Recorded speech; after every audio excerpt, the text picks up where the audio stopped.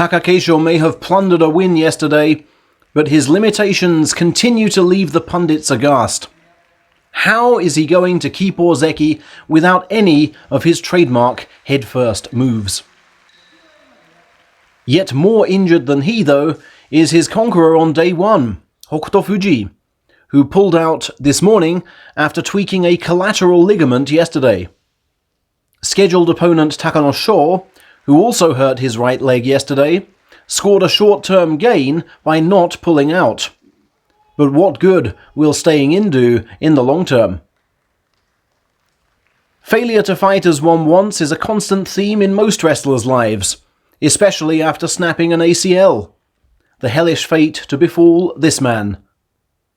Tomokaze came back in March this year after 16 months out, but, unlike Ura and Terunofuji, has been losing a few in Division 4.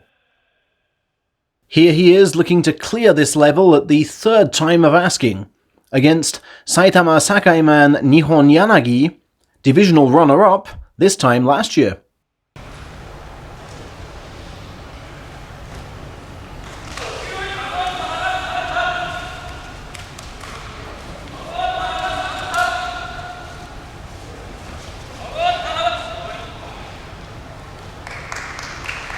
I made that 3 attempted pulldowns and nothing else from the ex-top division man, who's very careful what he does with that right leg. Hopefully, I can film a Tomokaze win in due course. Even more able bodies can crumble at crucial moments, though. Here, Amanoshima looked to have been gifted the spoils by Dainichido. But the position, though fabulous, was unusual, and not something you practice in training. Down went the knee, and away slipped the win, foiled by a deft step and twist. I think what he tried to do, though, was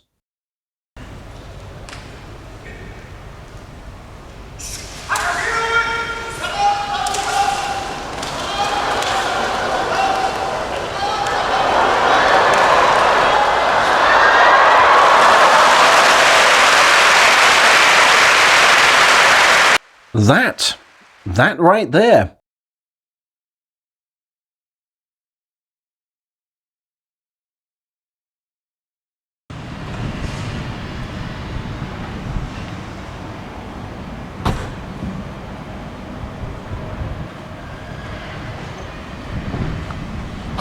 In Division 2, the bout of the day was between men we hardly feature. Recently injured Churanoumi back up from Division 3, and Houdini artist Nishikigi.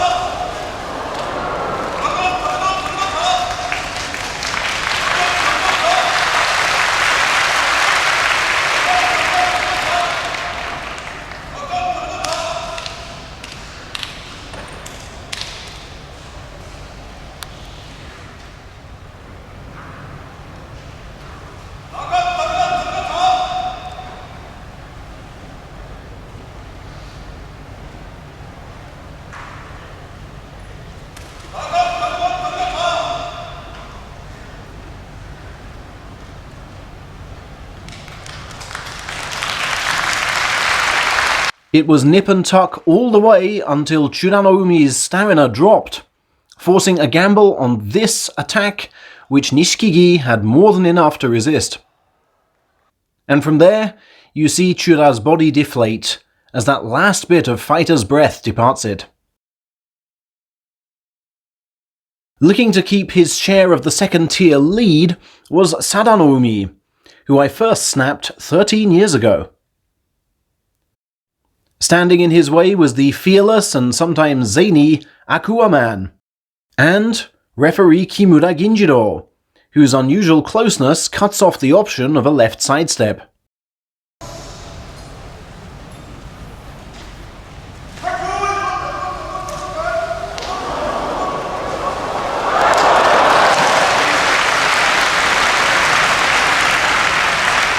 And that daring neck throw, which almost compressed Akua's neck in execution, reduced Sadanoumi to joint second, 1 point behind a reborn Daisho Maru. 元海道同じく白房下竹川元栃野灘であります。 Now, did defending Division 2 champion HOSHORYU overwork his right knee here?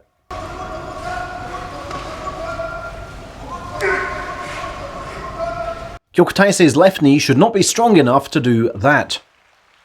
How hurt in that moment, or even before, must HOSHORYU have been?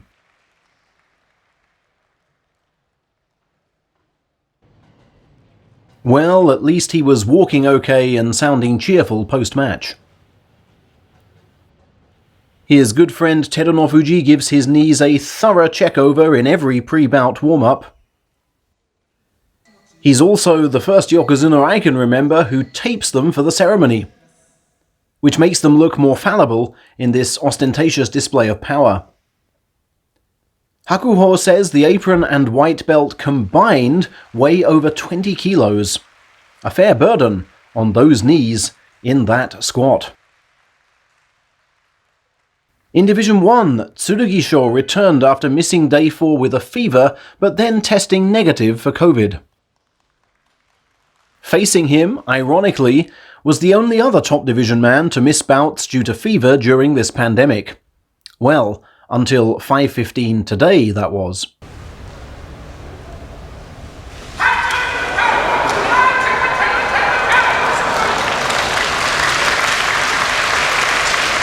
Did sympathy born from empathy make Chiyomaru fight like that?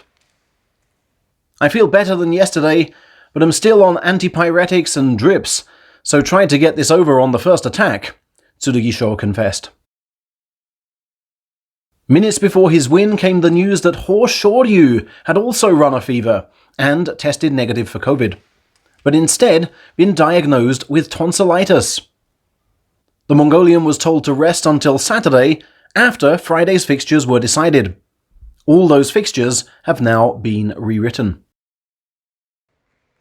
Interestingly, his forfeit followed HOKUTOFUJI's, meaning we saw successive no contests.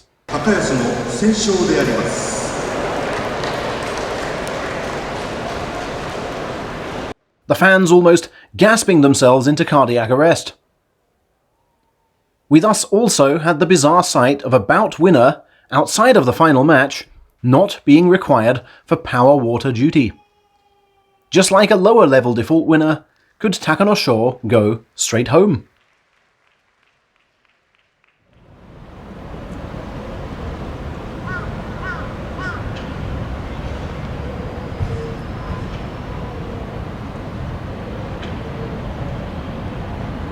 In more hard-hitting action, this all-Sakai affair came with fairly high stakes. Myogiryu, just weeks shy of 35, was hoping to win his opening 5 bouts for the 3rd time this pandemic.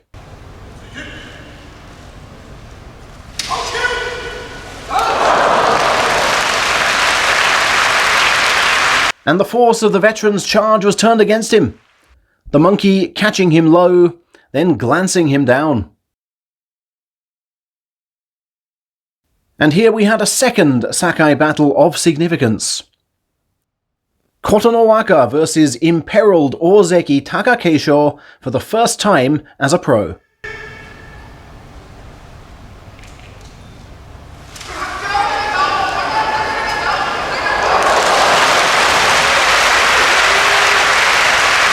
But that's what can happen when they're from the same school sumo team. The junior remembers the thrashings the senior then gave him and just freezes over. No special motivation today, said Takakeisho. I was just plotting the course of the fight as usual.